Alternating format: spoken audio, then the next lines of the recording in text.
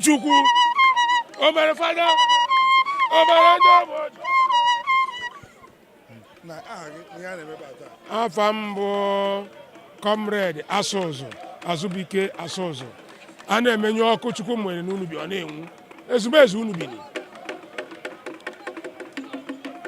anyị na-eme kwa afọ abalị mbụ n'ọnwa mbụ n'afọ ndị oyibo na-akpọ Jenụwarị 1 ka anyị ga-eme ezumezu a ụmụ anyị niile na-arụ obodo ahụ dị iche iche ị na anyị ga na-ahụ ma ndị nụrụ ndị ọcha ma ndị si obodo dị iche iche Far East America Australia nọcha ebe a ọ nnukwu mmemme ka ọ bụ na be anyị. Aba Laura Aida, and I came to Unubi to visit my family, and I'm here with my daughter Ijoma, my daughter Eva, and my husband Joel. So how do you feel? We are feeling fine. We like it. It's nice. It's very interesting. Ihe anyị na-ebe a taa wụ Oke Mmụọ Cultural Festival nke Unubi na-eme every 1st January.